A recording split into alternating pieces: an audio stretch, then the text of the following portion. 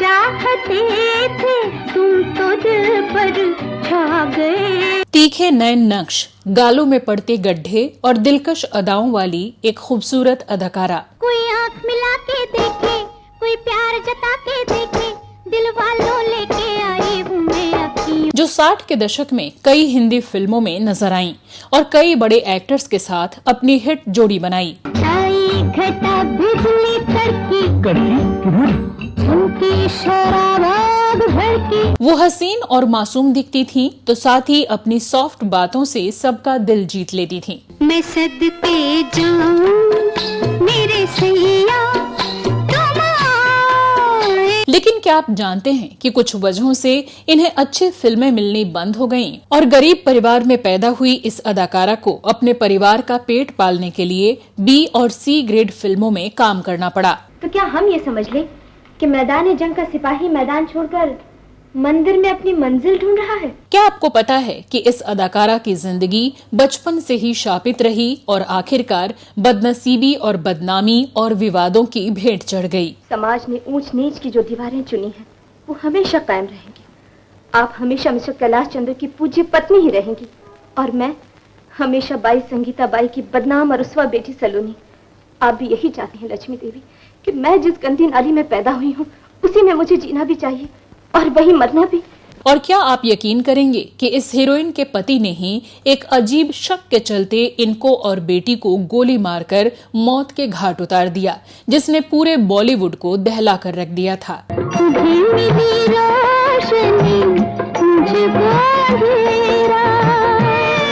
तो क्या थी वजह इस हत्याकांड की और क्यों इस अदाकारा की जिंदगी बेहद विवादित और दुखों तकलीफों से भरी रही? बताएंगे और भी बहुत कुछ। आप बने रहिए हमारे साथ।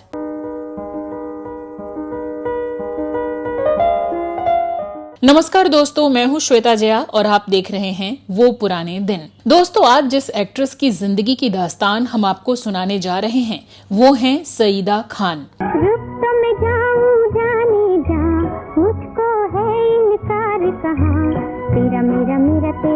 1960 के दशक में हिंदी सिनेमा में उनकी एंट्री हुई और फिर कई बेहतरीन फिल्मों में सईदा ने काम किया। कभी इनकार करते हो, कभी इकरार करते हो।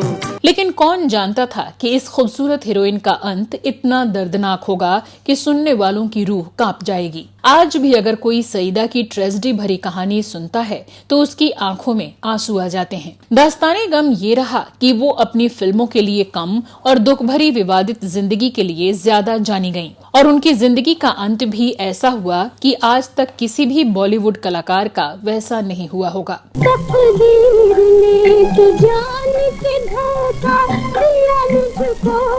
तो चलिए सबसे पहले जानते हैं कौन थी सईदा खान, कैसी रही उनकी शुरुआती जिंदगी और कैसे फिल्मों में आना हुआ था। सईदा खान का जन्म 24 अक्टूबर 1949 को कोलकाता में एक मुस्लिम परिवार में हुआ था। उनकी मां का नाम अनवर बेगम था और वो भी एक कलाकार थीं। लेकिन सईदा के पिता के बारे में कोई जानकारी नहीं मिलती। परिवार बहुत गरीबी में अपना गुजर बसर कर रहा था, इसलिए सईदा की पढ़ाई लिखाई भी ठीक से नहीं हो पाई। सईदा को बचपन से ही फिल्मों में काम करने का शौक था। वो हीरोइन बनने का सपना देखती रहती थीं।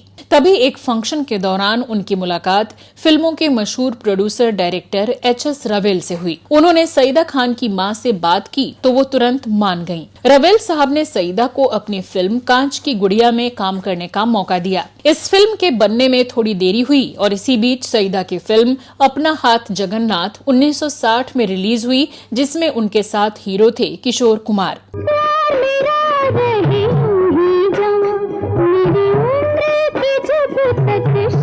इस फिल्म में दोनों की जोड़ी को खूब पसंद किया गया।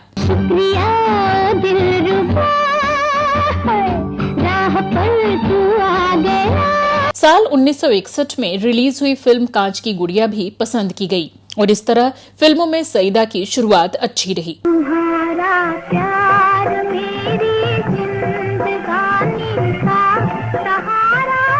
इस फिल्म में उनके साथ मनोज कुमार नजर आए थे। दरअसल इसी फिल्म से मनोज कुमार को भी ब्रेक मिला था। आपने कहा था ना आपके एक मामा हैं तो, पर वो पाकिस्तान रहते थे। अब कहाँ है कुछ पता नहीं। मेरी किसी भी चिट्ठी का जवाब नहीं किया। सईदा ने अपने करियर में राजकुमार, मनोज कुमार, किशोर कुमार, फिरोज खान, विश्वजीत जैसे कई सुपरस्टार संग काम किया और उनके काम को पसंद भी किया गया। क्या बताऊं हुस्न के शहजादे, जब से तुम्हारा जलवा देखा है बस नींद ही हराम हो गई है। नींद हराम हो गई है? हाँ। लेकिन अफसोस बाद में उन्हें अच्छी फिल्में मिलनी कम हो गईं। इसके पीछे वजह ये मानी गई कि उस दौर में बेहद खूबसूरत और अच्छी डांसर अभिनेत्रियों की एंट्री हिंदी सिनेमा में होने लगी थी और सईदा मासूम और चुलबुली जरूर दिखती थीं, पर ना ही बहुत ज्यादा खूबसूरत थीं और ना ही उन्हें क्लासिकल डांस का कोई एक्सपीरियंस था। हिंदुस्तानी औरत का वजूद एक मुजस्सम कुर्बानी, जो कभी बहन के रूप में, कभी बीवी के रूप में और कभी माँ के रूप में। इसलिए फिर सईदा ने बी और सी ग्रेड फिल्मों में काम करना शुरू कर दिया। मैं एक काम और भी जानती हूँ, आपसे सुई की चुभन बर्दाश्त नहीं होती। यहाँ लोग दिल पे छुरी चला के चले जाते हैं, फिर भी सह लेती हूँ। सहना ही पड़ता है, लोग रुपए जो देते हैं। इसके पीछे वजह थी सईदा की गरीबी। वो जो कुछ कमाती थीं, उसी से उनकी माँ और बहन का खर्च भी चलता था। फिर बिना काम के रहना भूखों मरने जैसा था। लेकिन कहते हैं कि बॉलीवुड में बहुत जल्द ठप्पा लग जाता है और फिर अच्छे रोल नहीं मिल पाते। यही सईदा के साथ भी हुआ और वो धीरे धीरे डिप्रेशन में जाने लगी। सईदा को आगे अच्छी फिल्में न मिलने की एक वजह बाद में ये भी बताई गई कि इसका कारण उनकी पारिवारिक पृष्ठभूमि रही। दरअसल वो एक बदनाम माँ की बेटी थीं। अनवरी बेगम को लोग अच्छी नजरों से नहीं देखते थे और उनका अतीत भी अच्छा नहीं रहा था। खैर, इसका नुकसान सईदा को भी हुआ और उन्हें लोगों के ताने भी सुनने को मिले। सईदा की आखिरी फिल्म थी वासना, जो 1968 में रिलीज हुई थी। इसमें वो राजकुमार को रिझाने वाली चमेली बाई के साइड रोल में थी। इस बीच उन्होंने हनीमून, मॉडर्न गर्ल, मैं शादी करने चला, चार दरवेश, सिंदबाद, अली बाबा और अलादीन, ये जिंदगी कितनी हसीन है और कन्यादान में अच्छे रोल किए थे। मगर 8 साल के करियर में महज 17-18 फिल्में ही उनके हिस्से में आई थीं। बताते हैं कि इसी बीच मशहूर डायरेक्टर प्रोड्यूसर ब्रिज सदाना ने सईदा की काफी मदद की और फिर उन्हें शादी के लिए प्रपोज किया। ये वही ब्रिज सदाना थे जिन्होंने 60 और 70 में 2 भाई, ये रात फिर न आएगी, एक से बढ़कर एक, Victoria number 203, night in London, यकीन और प्रोफेसर प्यारे लाल जैसी हिट फिल्में बनाई थीं। सईदा ने बहुत सोचा और फिर सदाना के सामने अपनी मजबूरी रखी कि उन्हीं की कमाई से सईदा के परिवार का खर्च चलता है, तो उनके लिए शादी करना आसान नहीं है। बताया जाता है कि ब्रिज सदाना ने सईदा को यकीन दिलाया कि वो उनके परिवार का ख्याल रखेंगे और कोई परेशानी नहीं होने देंगे। सईदा खुशी से झूम उठी और तुरंत शादी के लिए हाँ कर दी। शादी हो गई, सब कुछ अच्छा चल रहा था। सईदा ने अब फिल्मों में काम करना बंद कर दिया था और अपने परिवार की देखभाल में लग गईं। सईदा और ब्रिज के 2 बच्चे हुए, बेटी नम्रता और बेटा कमल। सईदा जब भी किसी पार्टी या गैदरिंग में जाती तो सबसे कहती कि मेरे पति बहुत अच्छे हैं और मुझे बहुत प्यार करते हैं। लेकिन कुछ साल बाद एक ऐसी घटना घटी जिसने सईदा की जिंदगी की असली दास्तान सबके आगे लाकर रख दी। अतीत के पन्ने पलटे जाने लगे। फिर तो परत दर परत अजीबोगरीब कहानियां सामने आईं जिसने पूरे बॉलीवुड को चौंका कर रख दिया। चलिए अब आपको उस कहानी से रूबरू कराते हैं। 21 अक्टूबर 1990 को सईदा खान के बेटे कमल का 20वां जन्मदिन था। उस दिन वो अपने दोस्तों के साथ अपने कमरे में पार्टी कर रहा था। ये वो दिन था जब हर साल घर में जश्न का माहौल होता था। बेटे कमल को अचानक कमरे के बाहर अपने मम्मी पापा के लड़ने की आवाज सुनाई दी। उन्होंने दोस्तों से कहा कि रोको, मैं जरा इन्हें देखकर आता हूँ। वो बाहर आ ही रहे थे कि गोली चलने की आवाज आई। वो भागकर पहुँचे तो देखा कि शराब में धुत उनके पिता के हाथ में गन है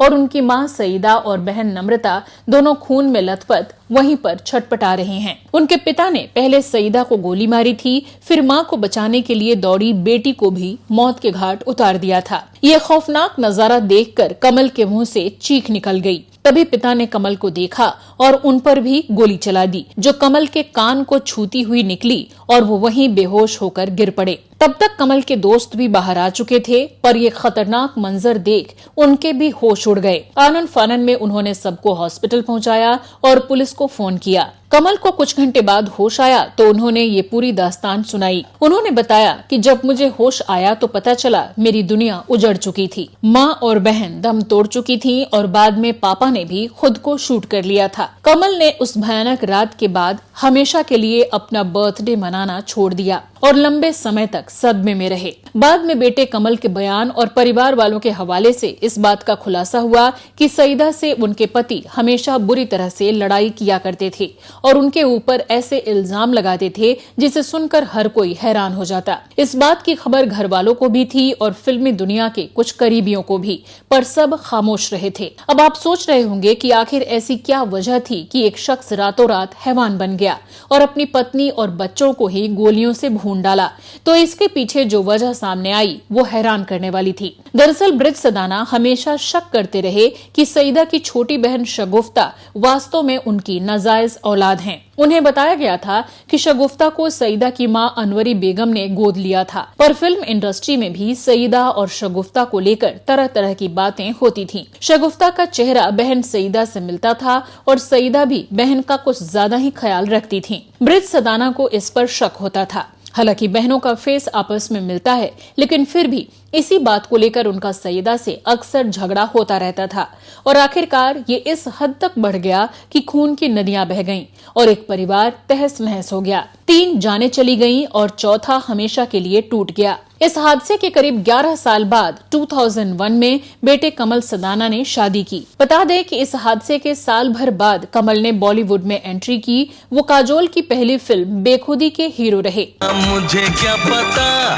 तेरा घर है कहाँ, जहाँ तेरी मर्जी तू। इसके बाद उन्हें फिल्म रंग में भी देखा गया, जिसके गानों ने खूब धूम मचाई। तुझे ना देखूं तो चैन मुझे आता नहीं है, एक तेरे सिवा। उन्हें चॉकलेटी हीरो कहा जाता था, मगर मां की तरह बदकिस्मती उनके पीछे भी पड़ी रही। बाली उमर को सलाम, रॉक डांसर, कर्कश आदि कई फिल्में एक के बाद एक फ्लॉप हो गईं। उन्होंने पिता ब्रिज की विक्टोरिया नंबर 203 का रीमेक भी बनाया, लेकिन वो भी नहीं चली। और इस तरह मां के ही जैसे बेहद कम समय में कमल ने भी फिल्मों से संन्यास ले लिया। मगर अभी कहानी खत्म नहीं हुई है। सईदा की हत्या के बाद उनकी छोटी बहन शगुफ्ता रफीक अकेली पड़ गईं। मां और भाई के लिए उन्हें पहले बार गर्ल बनना पड़ा, फिर जिस्म का सौदा भी करना पड़ा। मगर शगुफ्ता बहुत स्ट्रॉन्ग थी, इसलिए जल्द ही इस दलदल से निकल आईं। तकदीर ने भी साथ दिया। फिर महेश भट्ट ने भी उनको सपोर्ट किया, जिन्होंने उनकी लिखी हुई कुछ कहानियां पढ़ी थीं।